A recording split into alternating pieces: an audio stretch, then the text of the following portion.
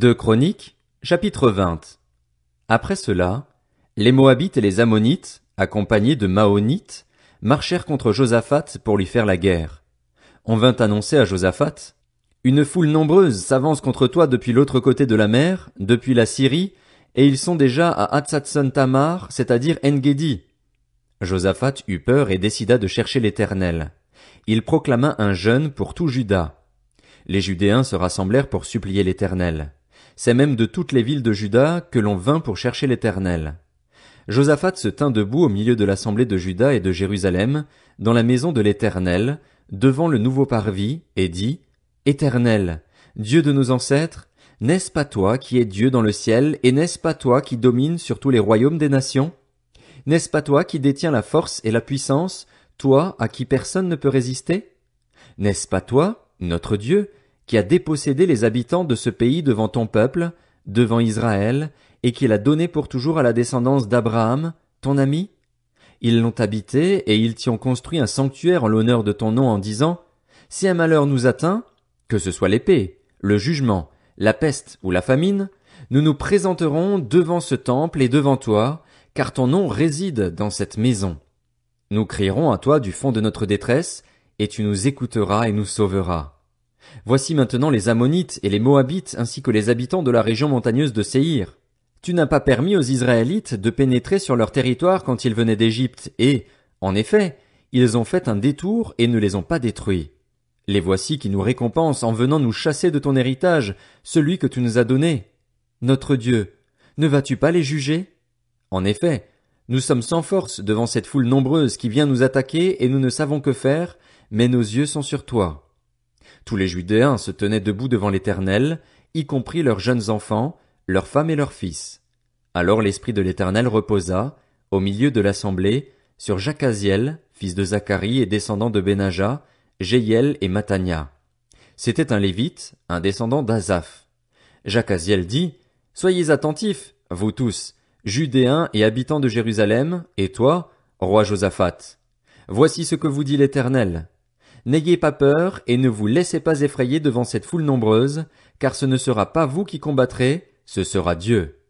Demain, descendez contre eux. Ils vont monter par la colline de Tsitz et vous les rencontrerez à l'extrémité de la vallée, en face du désert de Jéruel.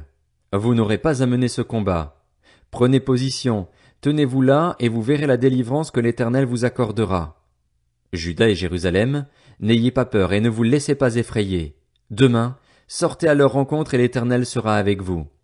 Josaphat s'inclina, le visage contre terre, et tous les Judéens et les habitants de Jérusalem tombèrent devant l'Éternel pour l'adorer. Les Lévites qui faisaient partie des Kéatites et des Coréites se levèrent pour louer d'une voix très forte l'Éternel, le Dieu d'Israël. Le lendemain, ils se levèrent tôt et partirent pour le désert de Tekoa. Au moment de leur départ, Josaphat se tint debout et dit: Écoutez-moi, Judéens et habitants de Jérusalem. Ayez confiance en l'Éternel, votre Dieu, et vous serez affermis. Ayez confiance en ses prophètes et vous réussirez. Puis, en accord avec le peuple, il désigna des musiciens qui, couverts d'ornements sacrés, célébraient l'Éternel tout en marchant devant l'armée et disaient: Louez l'Éternel! Oui, sa bonté dure éternellement!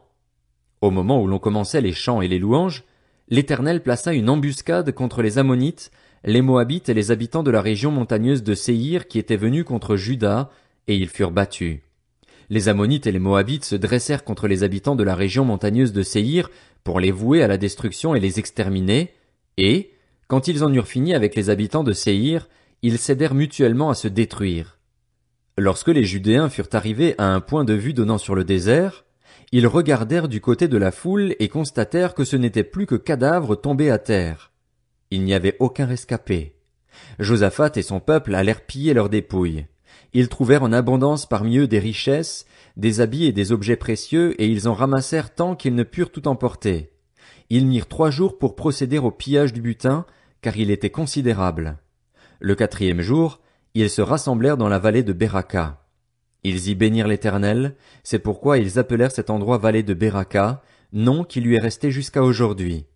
Tous les hommes de Juda et de Jérusalem, avec Josaphat à leur tête, repartirent joyeux à Jérusalem, car l'Éternel les avait remplis de joie en les délivrant de leurs ennemis. Ils entrèrent à Jérusalem et dans la maison de l'Éternel au son des luttes, des harpes et des trompettes. La terreur de Dieu s'empara de tous les royaumes des autres pays lorsqu'ils apprirent que l'Éternel avait combattu contre les ennemis d'Israël. Ainsi, le royaume de Josaphat fut tranquille et son Dieu lui donna du repos de tous les côtés. Josaphat régna sur Juda. Il avait 35 ans lorsqu'il devint roi et il régna 25 ans à Jérusalem. Sa mère s'appelait Azuba et c'était la fille de Shilchi. Il marcha sur la voie de son père Asa. Il ne s'en écarta pas, faisant ce qui est droit aux yeux de l'Éternel. Toutefois, les hauts lieux ne disparurent pas et le peuple n'avait pas encore le cœur fermement attaché au Dieu de ses ancêtres.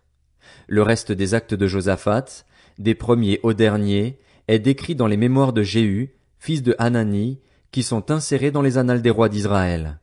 Après cela, Josaphat, roi de Juda, s'associa avec le roi d'Israël, Akazia, qui avait une conduite coupable. Il s'associa avec lui pour construire des bateaux long courriers, et ils firent ces bateaux à Edjen-Géber. Alors Eliezer, fils de Dodava, de Marécha, prophétisa contre Josaphat en disant: Parce que tu t'es associé avec Akazia, l'Éternel détruit ce que tu as fait. Les bateaux furent brisés et ne purent atteindre leur lointaine destination. 2 Chroniques, chapitre 21. Josaphat se coucha avec ses ancêtres et il fut enterré à leur côté dans la ville de David. Son fils Joram devint roi à sa place. Joram avait des frères, d'autres fils de Josaphat, Azaria, Jéhiel, Zacharie, Azaria, Michaël et Shéphasia. Ils étaient tous fils de Josaphat, le roi de Juda. Leur père leur avait donné des cadeaux considérables en argent, en or et en objets précieux, avec des villes fortifiées en Juda. Quant au royaume, il l'avait donné à Joram parce qu'il était l'aîné. Lorsque Joram eut pris possession du royaume de son père et qu'il se fut fortifié, il fit mourir par l'épée tous ses frères ainsi que des chefs d'Israël. Joram avait 32 ans lorsqu'il devint roi et il régna 8 ans à Jérusalem. Il marcha sur la voie des rois d'Israël comme l'avait fait la famille d'Akab, sa femme était en effet une fille d'Akab, et il fit ce qui est mal aux yeux de l'Éternel. Toutefois, l'Éternel ne voulut pas détruire la famille de David à cause de l'alliance qu'il avait conclue avec David et de la promesse qu'il avait faite de lui donner toujours un successeur, ainsi qu'à ses descendants. À son époque, les Édomites se révoltèrent contre l'autorité de Juda et se donnèrent un roi. Joram partit avec ses chefs et tous ses chars. Il s'était levé de nuit et il battit les Édomites qui l'encerclaient ainsi que les chefs des chars. La rébellion d'Édom contre l'autorité de Juda a duré jusqu'à aujourd'hui. Libna se révolta aussi à la même époque contre son autorité, parce qu'il avait abandonné l'Éternel, le Dieu de ses ancêtres. Joram fit même des hauts lieux dans les montagnes de Juda. Il poussa les habitants de Jérusalem à la prostitution et il égara Juda. Il reçut un écrit du prophète Élie qui affirmait: Voici ce que dit l'Éternel, le Dieu de ton ancêtre David. Parce que tu n'as pas marché sur les voies de ton père Josaphat, ni sur celles d'Asa, roi de Juda, mais que tu as marché sur la voie des rois d'Israël, parce que tu as poussé Juda et les habitants de Jérusalem à la prostitution, comme l'a fait la famille d'Akab vis-à-vis d'Israël, et parce que tu as même fait mourir tes frères, qui étaient meilleurs que toi et formaient ta propre famille, l'Éternel va frapper ton peuple, tes fils, tes femmes et tout ce qui t'appartient d'un grand fléau. Quant à toi, il va te frapper de grandes souffrances. Tu auras une maladie des intestins qui s'aggravera de jour en jour, au point que tes intestins sortiront de toi à cause de la maladie. Et l'Éternel réveilla contre Joram l'esprit des Philistins et des Arabes qui sont voisins des Éthiopiens. Ils montèrent contre Juda, ils lancèrent une attaque et emmenèrent avec eux toutes les richesses qui se trouvaient dans le palais du roi, y compris ses fils et ses femmes, de sorte qu'il ne lui resta pas d'autre fils que Joachaz, le plus jeune d'entre eux. Après tout cela, l'Éternel le frappa d'une maladie des intestins qui était incurable. Elle s'aggrava de jour en jour et, vers la fin de la 2e année, les intestins de Joram sortirent en raison de la maladie. Il mourut dans de violentes souffrances et son peuple ne brûla pas de parfum en son honneur, comme il l'avait fait pour ses ancêtres. Il avait 32 ans lorsqu'il devint roi et il régna 8 ans à Jérusalem. Il partit sans être regretté et on l'enterra dans la ville de David, mais pas dans les tombeaux des rois. 2 Chroniques, chapitre 22. Les habitants de Jérusalem firent régner à sa place Akazia, son plus jeune fils, car la troupe qui avait fait irruption avec les Arabes dans le camp avait tué tous ses aînés, C'est ainsi qu'Akazia, fils de Joram, le roi de Juda, devint roi. Akazia avait 22 ans lorsqu'il devint roi et il régna 1 an à Jérusalem. Sa mère s'appelait Athalie et c'était la petite-fille d'Omri. Il marcha lui aussi sur les voies de la famille d'Akab, car sa mère le poussait au mal par ses conseils. Il fit donc ce qui est mal aux yeux de l'Éternel comme la famille d'Akab, car il y trouva après la mort de son père des conseillers pour sa perte. Suivant leurs conseils, il partit avec Joram, le fils d'Akab, roi d'Israël, en guerre contre Hazaël, le roi de Syrie, à Ramoth en Galaad. Les Syriens blessèrent Joram. Joram repartit à Jizréel pour se faire soigner des blessures que les Syriens lui avaient infligées à Rama, lorsqu'il se battait contre Hazaël, le roi de Syrie. Akazia, fils de Joram et roi de Juda, descendit alors pour voir Joram, fils d'Akab, à Jizréel, parce qu'il était blessé. Par la volonté de Dieu, ce fut pour sa ruine qu'Akazia se rendit auprès de Joram. Une fois arrivé, il sortit avec Joram vers Jéhu, petit-fils de Nimshi, que l'Éternel avait désigné par onction pour exterminer la famille d'Akab. Alors qu'il exerçait la justice contre la famille d'Akab, Jéhu rencontra les chefs de Juda et les neveux d'Akazia qui étaient au service d'Akazia, et il les tua. Il rechercha Akazia et on s'empara de lui dans Samarie, où il s'était caché. On l'amena auprès de Jéhu et on le fit mourir. Puis on l'enterra, car on se disait, c'est le petit-fils de Josaphat, qui, lui, cherchait l'Éternel de tout son cœur.